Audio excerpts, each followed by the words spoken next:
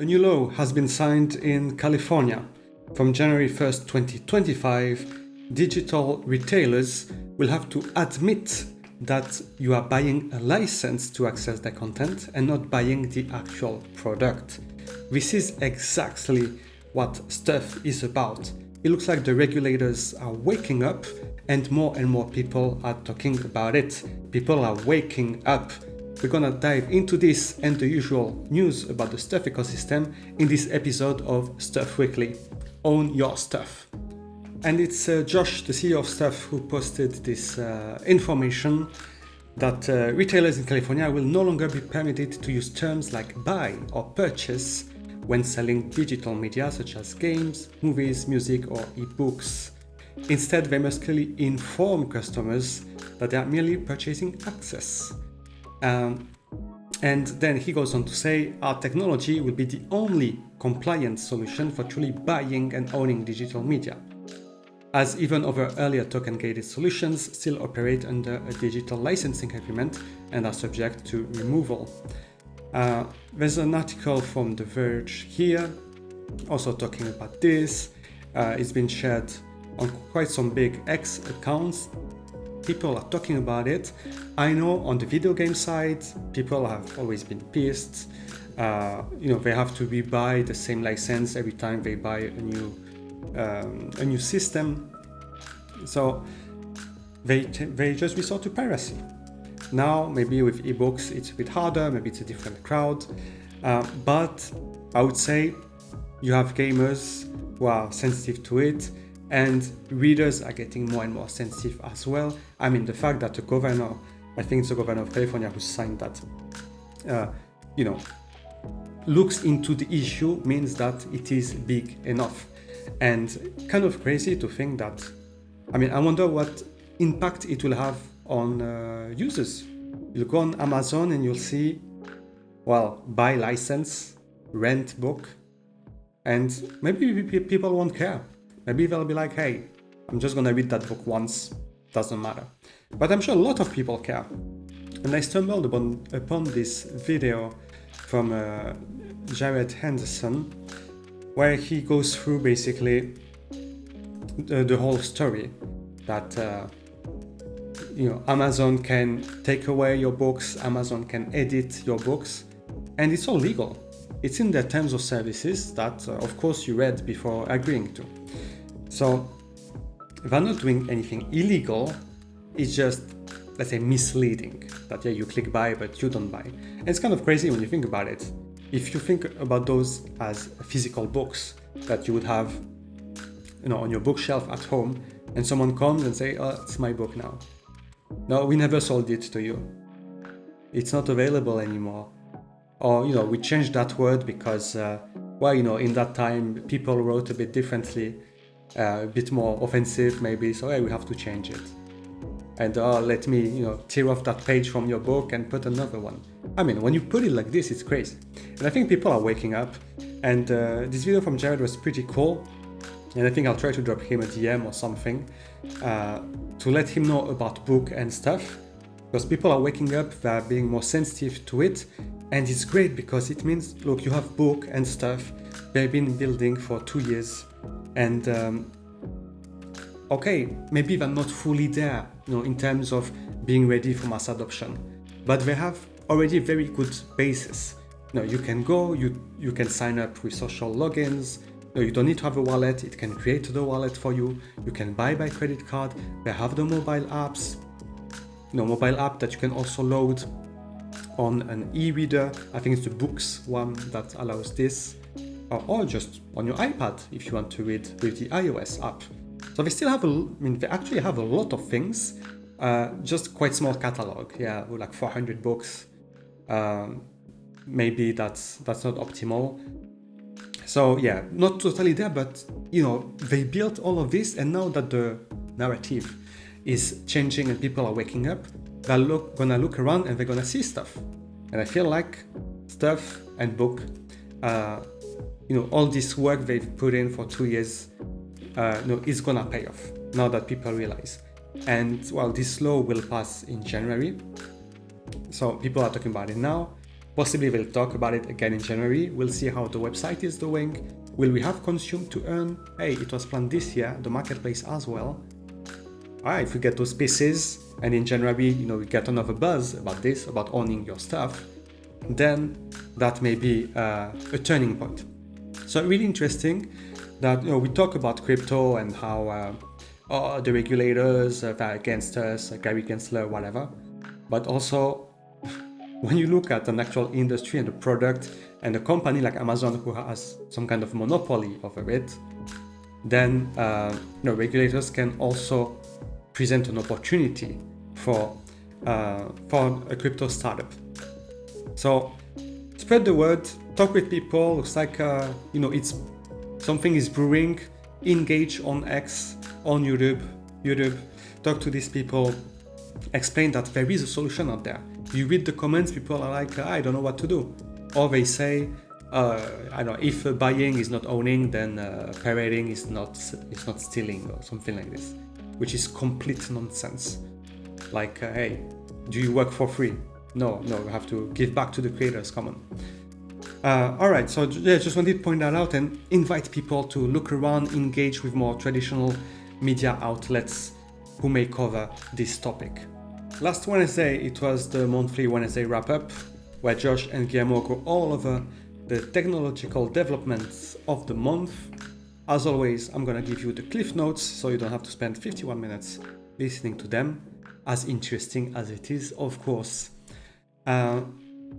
Okay, so they talked about Kubernetes, so this infrastructure change they're doing on the website, that it is now in the dev and QA environments. They're gonna move it to non-production environment in a couple of days and production shortly after. So this is to help them handle bigger load on the website. So it's like in the background. Then after that, they will implement View 3. So View 3 is a rewrite of the website with a lot of cool tools, animations. Actually, they have a great front-end dev. Like Guillermo said, he's brilliant. And he has ideas, so he implemented things that were not even on the roadmap, in a sense. So we'll get to see some cool stuff to just be better to navigate, friendlier, more intuitive, snappier, more modern. And this is good because, it's the store, it's the window at the front of the shop. So it has to look cool. So people come and they're like, hey, this is a professional website. It's not, some amateurs somewhere. It's a legit company. It's very important to have something that looks good, and then something that is intuitive, so people know that, hey, I can buy this. I know where to find information. Like the flow is easy. There's a lot of research actually on how to structure a website to help people to sell more to them. And at the moment, the websites are okay, but not optimized. For instance, if you go to stuff.io, there is no page where you can see everything that is available to buy. And I can do the demonstration live, that you will see those things on top, but there is no stuff store. If you scroll down, you see some recent releases, but some stuff is missing, like About Stuff episode 3 minted after those, and yet it's not here. So you see, it looks nice, but it's not there yet. Hopefully with the View 3 rewrite, we're gonna get something more complete and easier to use. Alright, then they said that this actually View 3 rewrite should be out by the next wrap-up.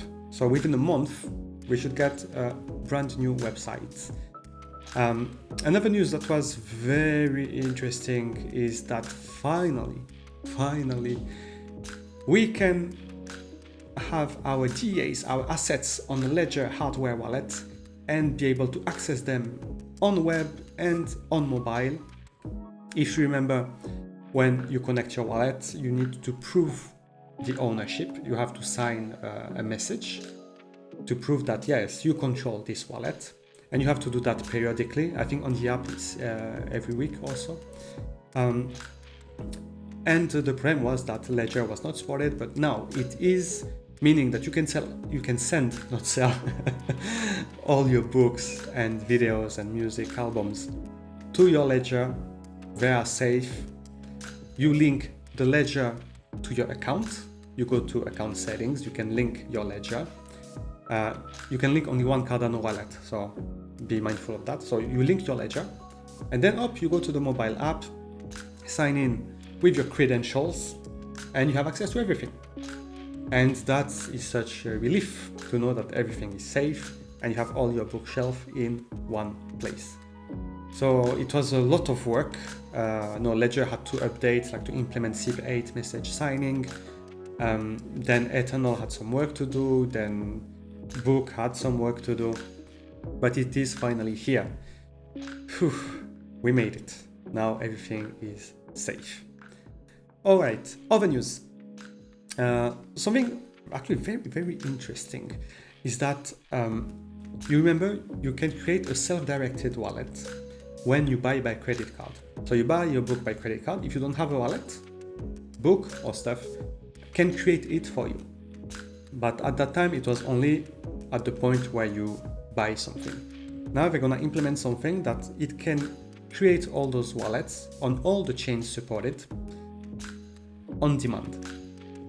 That may be useful because imagine you are a user, a normie, Web2 user. You are in there and you don't have a wallet. You just created your account, but you didn't buy anything yet. But someone wants to send you something. How can they do it if you have no wallet? That's why users need to have the ability to create a wallet outside of minting. And that will enable sending books and other assets over to each other. And with that will also come the functionality that you can pull up your wallet address. Maybe it's not super user friendly. I guess if you would take Web2 people, they'll be like, hey, this is my username on the website, just send to this. So maybe there'll be some education needed there. But it's good to see that it's a big aspect of the book community to gift books around. A lot of giveaways, a lot of charity raffles. And it's a great way to onboard people. When you buy your Beard book or your Charles interview, super cheap, just send it to your friend, to your colleague, and they can experience for themselves true digital ownership. What else did they talk about? They'll set up the default language of the app based off the browser settings. At the moment, it's only Spanish, but there's a reason for that. Josh added something very interesting, that they have one investor who is deeply connected with a gigantic list, I quote, gigantic list of Central and South American celebrities. Are we gonna get telenovelas on stuff? That would be funny. But it shows that, there are all those other markets.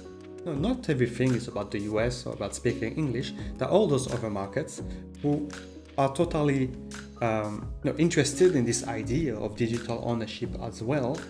And we need to take care of them. We need to be accessible to them too. Spanish will be one language.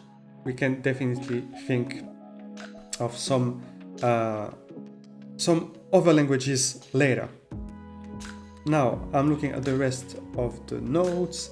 They say that they're in touch with influencers about stuff. And it was kind of funny because they didn't think about influencers first. They thought about, maybe music artists, movie directors, more traditional industry, rather than content creation as in YouTube and these kind of things. So they're in touch with influencers, and that is great because influencers means that they have an audience and they can spread the word. Just releasing their latest video or podcast on stuff, and they expose their audience to it. And I mean, not 100% people will buy, but the people who will buy, they will hopefully enjoy the experience and then look around. It's not the first time. I remember when you had the mint from Queen Loftis, this romance, like young adult romance author. We had someone who came like Web 2, someone who was like on Facebook, and she came to Discord and she bought more romance books from other authors. So it is definitely, I mean, it is provably a way to onboard people, to have a content creator coming in and selling to their audience and get their audience to discover stuff and book for the first time. Then they talked about the mobile feature update. That should be, so the update should be this week or next week. It will have the ability to search a word within a book. So for those who had the Webster Dictionary as an ebook and were not able to look up any words, now's your chance. There'll be some UI updates. And we're also still working on the offline mode, but there's some kind of bottleneck there, so looks like it's not gonna be anytime very soon.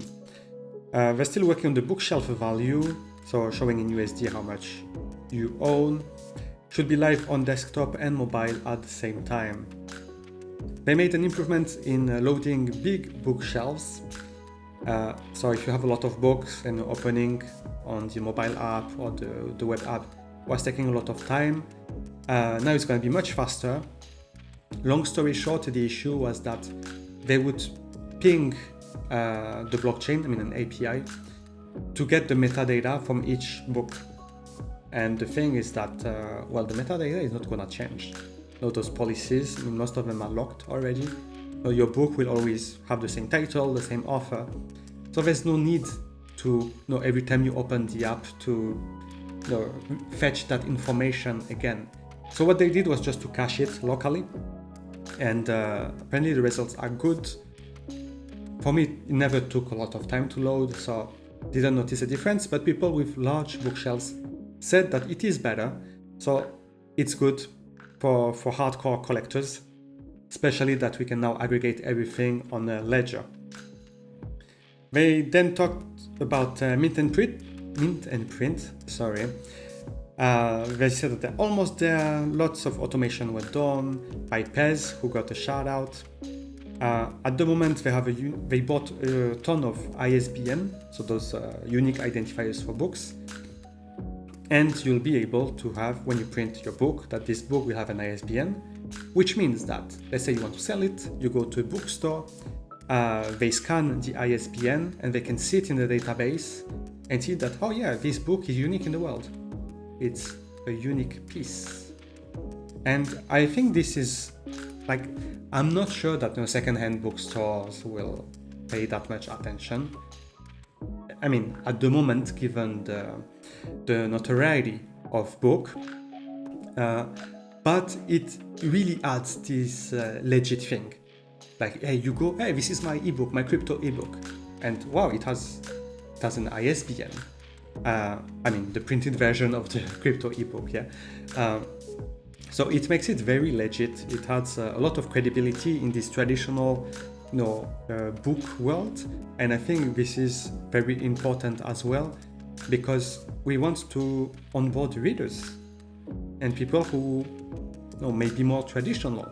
So giving them those kind of beacons, those landmarks, in their psyche.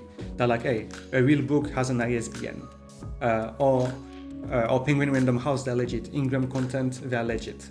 So when you put that in their vision, kind of in the landscape, then they recognize the environment and they can trust. Then Josh mentioned the potential idea of doing some kind of mint and print with vinyl. So you could press your vinyl. I don't consume this type of medium, but hey, we will have music, so why not? Then they moved on to business update, and this is super interesting. And I'm sorry, this segment has been going on for some time. It was a 1 hour X space after all. But yeah, here, listen here.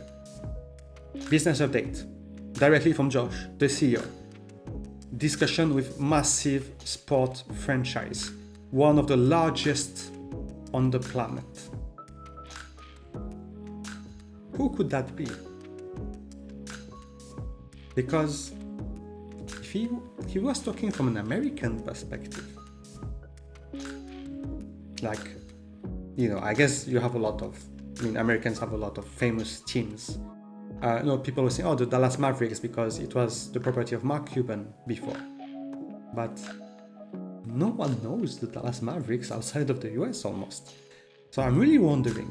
At the beginning I was thinking, maybe, we had FC Barcelona interested in Cardano. They had a proposal in Catalyst. So maybe there. But I'm not sure how much soccer is popular in the US. So I kind of have no idea. Then I circled around the Chicago Bulls.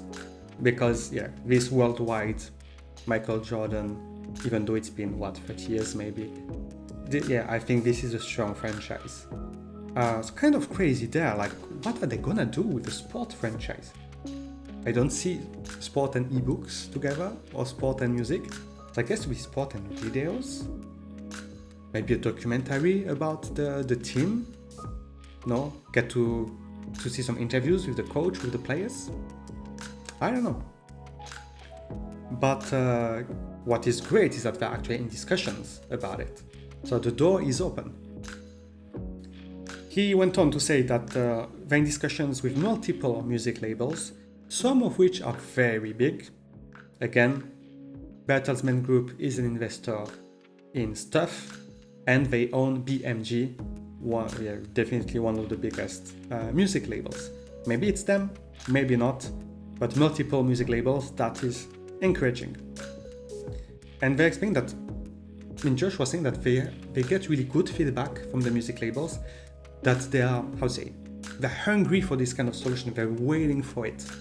Because streaming where you make 0.003 cent per listen, and then you have to split royalties with other people, it's not great. And we had the sport franchise, we had the music labels, and then they're talking with a movie studio. And they say it was particularly interesting because it's a mid-tier movie studio. It's not a big one that releases stuff in theaters. It's one that does movies, and then you get them on Netflix, Amazon Prime, whatever. I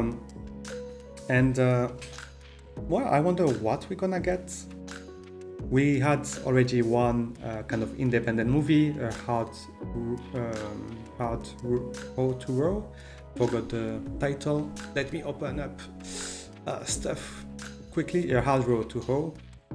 So we already got one. Maybe it will be similar. Not sure, but hey, in talk on the movie side as well.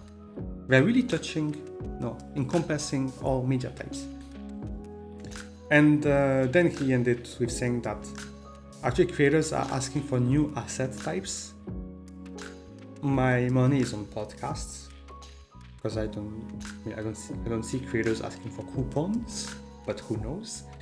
And that kind of not challenges the team, but what's great is that they already have the technological foundations to accommodate and to build those new media types. So it's great if you're a creator, you go to them, it's like, hey, we never done it before, but we think we can do it. But then it works. We can try something. And that concludes the Wednesday wrap up. A lot to unpack, a lot happening, a lot of discussions. I know the most interesting news was about the business side rather than the tech. But hey, it's good to know. It feels like it's been quiet for a while, and we have 3 months left before the end of the year. Marketplace is supposed to come, consumer to earn is supposed to come. Are they gonna make it? I have no idea. But they rewrite the website. Now we can use our ledgers. You can spin up new wallets even without minting, like new self-directed wallets. You can give your self-directed wallet address to someone so they can send you books. So may seem like small steps or what, but they are building all the time. And that's the difference between the Stuff team, who is an actual startup, who is funded and has quite a bit of employees, I think 14 devs, if memory serves, and some projects that are unfortunately not as fortunate and cannot build as fast. But here we have people, it's their full-time job, so we are getting there for sure. In lieu of short news, I want to quickly talk about being an ambassador for Book and Stuff with this great example. Here we have Anthony Pompliano, who is an entrepreneur, kind of business analyst, like finance kind of thing. He has a newsletter and also a website. Actually, might as well show it here. So yeah, Professional Capital Management, he's a CEO. All right. And he wrote a book. And guess what? People are telling him, hey, you're interested in blockchain, so why not publish on stuff.io? And look at this. Book.io picked that up. Hit the like button if you'd buy Pompliano's book. Hit repost if you'd buy more than one. 265 likes, 72 reposts. So the logical, the logical next step is DM me details of how it works. And look at this guy, 1.6 million followers. And his book, like here, so September 24th, he's talking about it, almost 3,000 likes. A lot of people may be interested in buying his book, a lot of comments as well. Looks like we may get that guy. And how was that made possible? Thanks to our best ambassador, Token Jokin, who just went and talked to him. And look at this. Maybe it's not big enough. Let's put it here. It's an email exchange between Anthony and Token Jokin. Apparently they got to talk, maybe on a call or something like that. And Anthony replied, oh, thanks, really enjoyed the conversation. I like that you brought a concrete idea to the call. Concrete means it's doable. Please let me know if I can do anything to help you. Really funny. Anthony is offering to help. Well, just get on board, man. But this is super important because we got one of our own, an OG, going out there, talking to people, talking to an author, and yeah, some celebrities are more or less sensitive because they may not know about blockchain, they may not care, they may think it's a scam. It's not easy.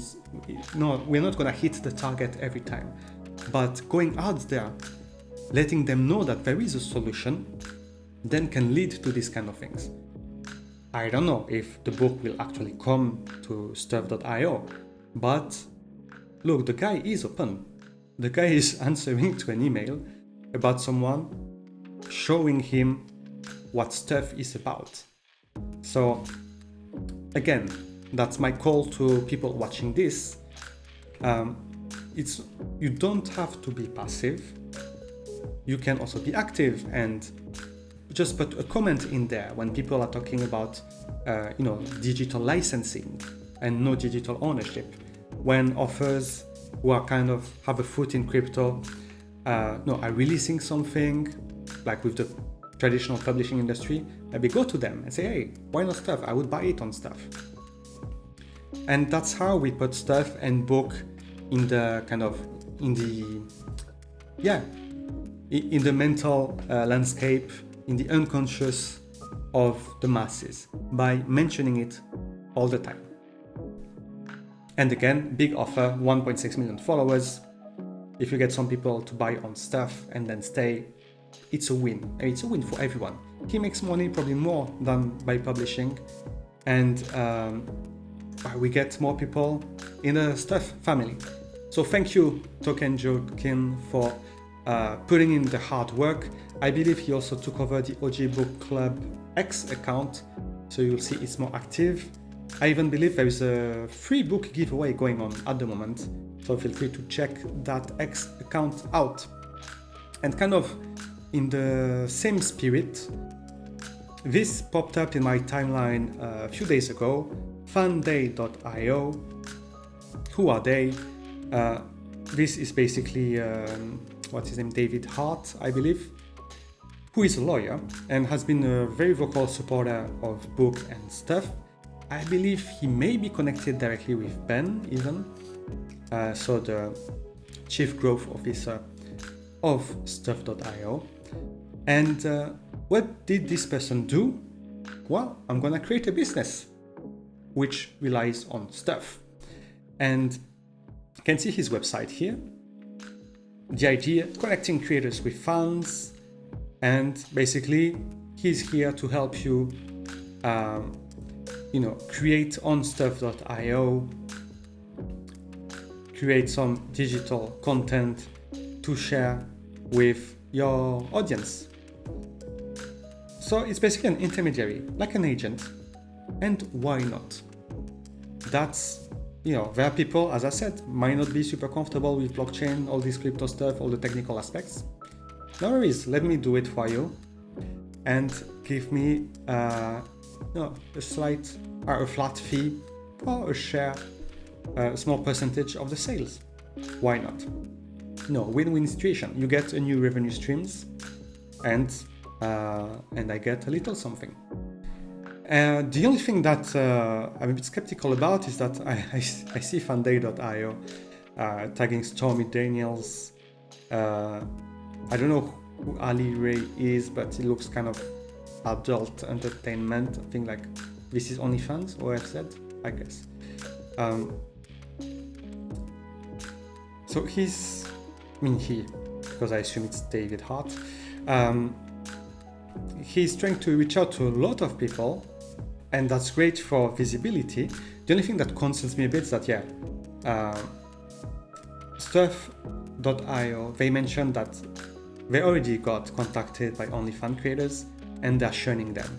They're like, no, we don't want to do these kind of things. So the question is, once the self-minting portal is out, will it be possible? Will it still be blocked? So here's just a word of caution to Fanday.io that I'm not sure Stuff can accommodate adult content. So I would check that before reaching out to those people.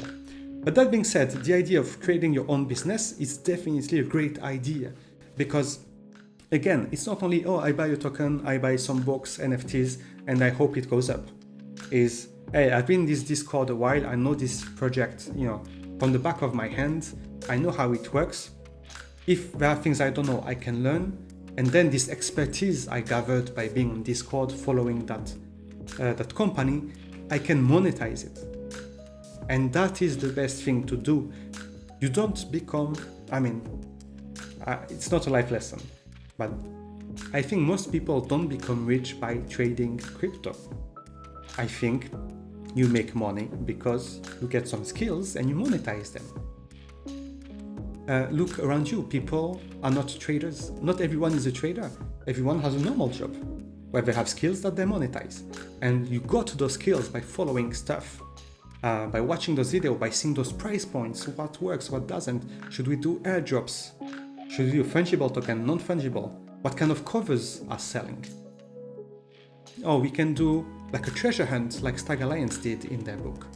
All of this So if you have the time, the energy, the resources, because it's not free, think about it. Reach out to creators, give them a hand, get a percentage. There are ways to make wealth outside of trading. Let's have a look at the latest releases, starting with About Stuff episode 4, The Crib, where we follow Jason Mansky going around the office and showing us around. It's a shorter video, 17 minutes, fully sold out. It was just 19 ADA if you had About Stuff episode 0, and 19 ADA discount price. And if we look on secondary, it's at least 62. Why are people not selling or selling more expensive? Well, because this episode has some bonus hidden inside. People are going crazy about it, and I understand. I couldn't retrieve the tweet, but when you watch the video, you have hints all around the video. And if you put them together, you can find out 24 words. Those words are actually a seed phrase to open a wallet. The wallet contains 100,000 stuff tokens, which is around $1,000. Hey, not bad to buy a video for like $8, and if you're smart enough, you can make $1,000. Really cool. It's the idea, kind of the Stag Alliance again with the treasure hunt, except that this time it's in the video, but it's super hard. People are trying really, really hard, and we have very smart people in the community, and they cannot crack it. And I was not able to mint the episode, and now it's sold out. I don't want to pay 62 ADA to get one. I'll wait for it to go down. So I'm not participating in this treasure hunt, but the idea is great. They got people to rewatch the episodes like dozens of times, I'm sure.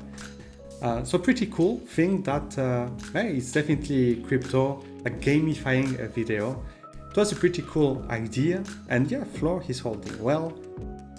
Maybe because also they decreased the number of NFTs.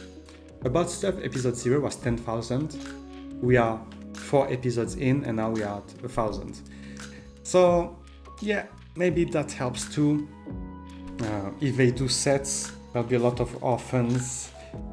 But I think it's around 1,000 holders for the episode 0, so probably everyone can get one, more or less. So that was About Stuff. Then we got new books. I'm gonna just focus on the ones of this week: Icons of Rock, War of the Worlds audiobook, and Tapan's Bureau. Icons of Rock, I believe it's, yes, it is pop culture, but more importantly, I believe it is Mango Publishing again. I believe it was somewhere in the announcement on Discord, maybe. But in any case, I remember they did a book on punk or jazz, one or the other. So we keep on with that kind of series. Yeah, pretty cool looking covers. What was the price point on this? 47 ADA if you had the Bible. So yep, a bit pricey, but I'm sure very interesting book. Still minting if you're interested. If you want it on secondary, well, there's nothing on secondary. There is nothing on secondary. So meaning that everyone who minted that book is keeping it. Well, that's what happens when it's still minting, yeah. Alright, I'm gonna check quickly Cardano scan, because how many copies was that book? It was 300 copies. Oh, 300 and still not sold out. Oh yeah, small, means small. Reasonable amount with 89 books minted, so yeah, a bit less than a third through the mint. Okay, so people not selling makes sense. However, one that sold out is War of the Worlds. The covers are like chef's kiss on those. This one is really funny. It's like the meme with this little girl, having this mischievous look at the camera with the house burning in the background. So really, really cool covers. People are very happy, and what's great is that even if you get the common, if the art is good, well, you're also happy to have it. So it looks like we are progressing with this Monster Audiobooks series. We are in October. Halloween is at the end of the month. Will they mint the rest of the original Monster series in audiobooks, and again give Sleepy Hollow as an airdrop? Maybe. So this was 400 copies, and the price point was also excellent. 26 ADA, or 15 if you got Alice's Adventures in Wonderland, the audiobook on Cardano. 15 ADA, very reasonable. 26 even. And with this kind of art, it's a classic piece as well. Yep, no surprises there. And finally, we got the latest entry in El Pasoverse, Tappan's Burrow. So here, price point is again excellent, 21 ADA or 9, only 9 ADA if you got Without Mercy. So that is very good. Something important here is that we have El Pasoverse series on book.io, but we actually have two different offers. We have Louis Masterson, this is the Morgan Kane series, and then apparently we just started to implement Zane Grey's books as well. Zane Grey, I checked that guy online, has like 50, 60 books, all short stories, and what El Pasoverse wants to do is to turn those stories into movies, into short movies, like 15-20 minutes. So if you want to get acquainted with the story before the movie is released, you can get it here for cheap. I assume those covers are taken from what they shot already. I'm a bit, how to say, not very happy with the covers. I mean, the quality is great, like those steel frames. No, it is very good quality. It's not maybe the diversity of the content. It's just a guy with a donkey. And I know it is the story, it's called Tappan's Burrow, so okay, it's completely on point, and whichever cover you have will match the title. But I don't know. I guess I wish there was more creativity in them. Or maybe there's just something I'm not seeing. But in any case, super cheap to get, and El Pasoverse, we have gigantic plans, very ambitious. I recommend following them and see how this book may fit in the universe. Let's dive into the tokens. We'll do first Stuff and then Charles. So for Stuff, on the 7th day, we see we are minus 7.84%, but still holding at more than 10,000 holders. I think this is pretty stable, actually. And yeah, we dipped at 0.98 cents, went back up quickly to 1 cent. Looks like 1 cent is really the support zone. And then 3 daily green candles in a row. Let's see where we close today. But hey, there's no real use case so far for the Stuff token. It's mostly speculation, or like Fanday.io. If you have a business idea that will require Stuff tokens, might as well get them now. I don't know if they'll get more expensive or cheaper in the future. I have no idea, but I can see the rationale that if you want to mint on behalf of people, might as well have your own chunk of Stuff tokens to do so. Remember that Consume to Earn is supposed to come this year, and Consume to Earn, well, it's a lot of tokens, but also the other side of that would be the self-minting portal, where creators put in their Stuff tokens, and then the Consume to Earn treasury gives the rewards to people who consume the content. So hopefully it's just a matter of time. We know that self-minting portal, there were some beta testing being done. They're working on that. Remember, Stuff Studio is something that is happening. Let's wait and see how long it's going to take them to develop. But yeah, look, if you have Consume to Earn, then the marketplace this year, as per the roadmap, we have a lot of big chunks of the whole platform already out. we will be very close to being ready. And with this new law in California passing or being effective from January, maybe that will be the right time.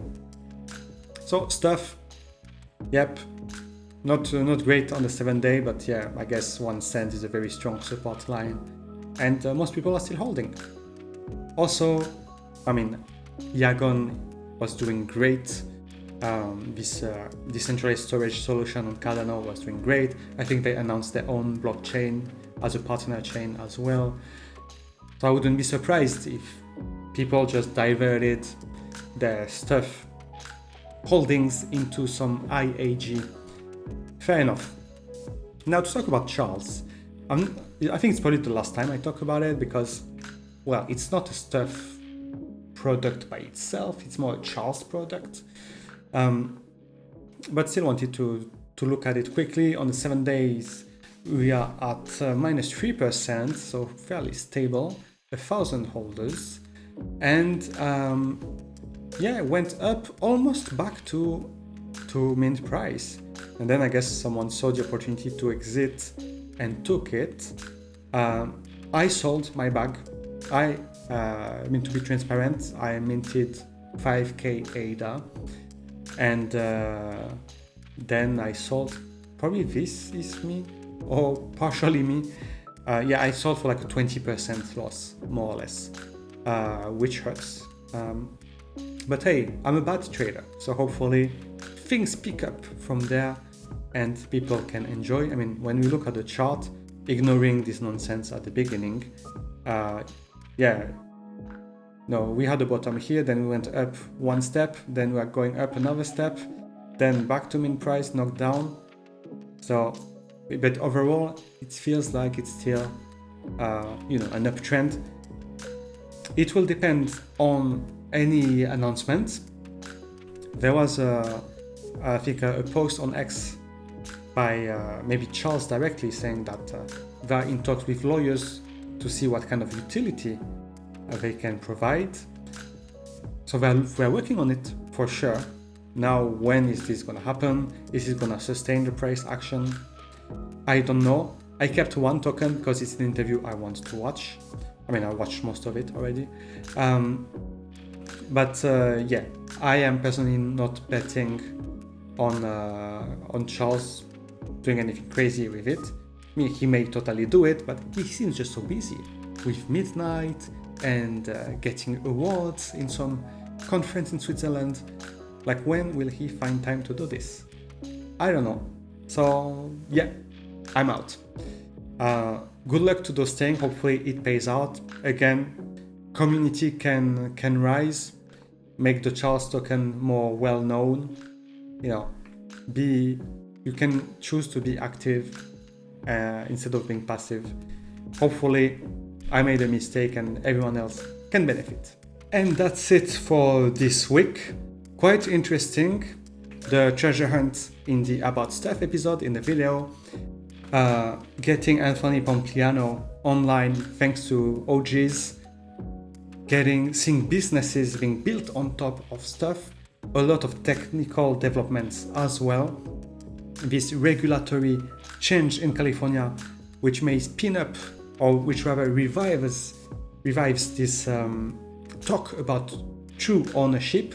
Now is the time to go out, spread the word about stuff, and believe in the team that they're still building every single day. The future is bright. I feel like this last quarter, consume to earn marketplace, if it happens, big changes. Offline mode, hopefully too. So yeah, we're very close and super exciting. So thanks for watching. Thanks for the support. I should be back next week for the next one. Thanks.